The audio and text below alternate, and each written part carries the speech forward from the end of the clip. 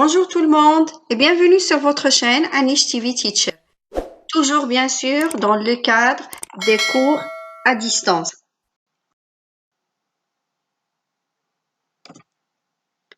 Aujourd'hui, notre cours ça sera réservé au tronc commun, toute section, dans le module 3, le chevalier double, avec la séquence 2, les caractéristiques de la nouvelle fantastique.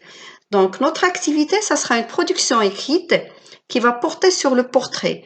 Le portrait, bien sûr, on l'a déjà vu au module 1, dans lequel surtout on avait insisté sur le portrait physique, mais quand on dit portrait, c'est le portrait physique et portrait moral. Puisque bien sûr, les deux textes de lecture qu'on a fait, elles portaient sur deux personnages principaux, c'est le portrait de l'étranger et le portrait d'Oluf. Et les deux personnages, ils avaient un double caractère. Donc, à l'instar de ces textes, on va essayer de rédiger un texte semblable qui va porter lui aussi sur le double caractère d'une personne. Notre sujet est le suivant. En quelques lignes, dressez le portrait d'une personne que vous connaissez qui a un double caractère. Première des choses, il faut souligner les mots-clés. Premier, c'est portrait d'une personne. Donc, on nous demande de rédiger un texte descriptif par excellence. Donc, deuxième chose, que vous connaissez, ça veut dire c'est une personne qui est dans votre entourage. Et le troisième, qui a un double caractère. Par conséquent, on va trop insister sur le portrait moral. Sauf si vous avez des traits physiques qui peuvent faire ressortir donc le tempérament ou bien le comportement du personnage. Alors là, vous pouvez en faire usage. Bien sûr, il y a des consignes à respecter. Donc, première consigne que nous avons, c'est employer les modalités appréciatives. Ça veut dire choisir un point de vue descriptif. Et comme vous savez, on en a deux. Le premier, c'est le point de vue descriptif valorisant ou bien ce qu'on dit favorable, positif. Comme par exemple les qualités d'une personne, donc quelqu'un qui est persévérant, déterminé, vigilant, sympathique, ou bien un point de vue descriptif défavorable, ou bien dévalorisant, ou bien négatif, et dans lequel, par exemple, on peut parler donc des défauts d'une personne. Par exemple, l'anxiété, la colère incontrôlable, faible estime de soi, les sauts d'humeur. Comme vous pouvez aussi parler des sentiments.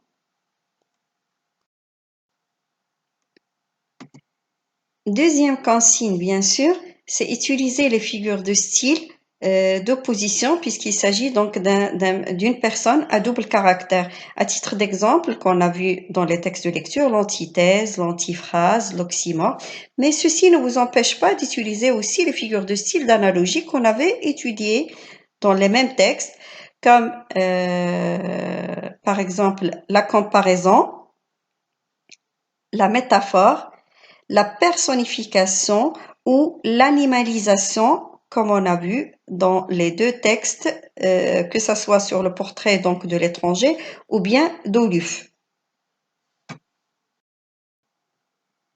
Troisième consigne, bien sûr, c'est utiliser les procédés de la caractérisation, qui sont d'ailleurs obligatoires, comme les adjectifs, les verbes, les adverbes, la subordonnée relative et les compléments des noms, qui sont tous des moyens qui peuvent vous aider à rédiger des phrases correctes.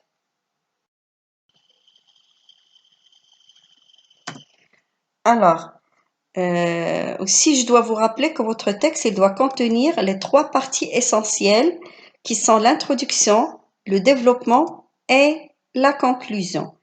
Et je vous suggère à titre indicatif, donc un plan. Par exemple, dans votre introduction, vous pouvez parler de type de la relation que vous entretenez avec cette personne. Dans le développement, vous allez brosser le portrait de cette personne tout en insistant, on a dit, sur le portrait moral de cette personne, sauf, on a dit, si vous avez des traits physiques qui peut vous aider à faire ressortir le caractère donc double de ce personnage. Alors là, vous pouvez en faire usage. Et à la fin, dans la conclusion, vous pouvez parler de vos sentiments envers cette personne. Bien sûr, je vous rappelle les étapes suivies lors du cours qu'on a l'habitude de faire. Donc, vous allez maintenant faire recours à vos plumes. Ça sera une rédaction individuelle. Vous allez, pour venir en aide donc aux élèves en difficulté, vous pouvez me contacter sur Messenger ou bien sur Skype. Et bien sûr, à la fin, on va essayer de choisir le meilleur texte pour l'affiner collectivement.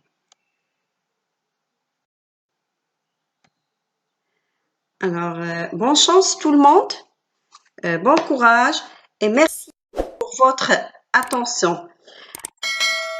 À bientôt!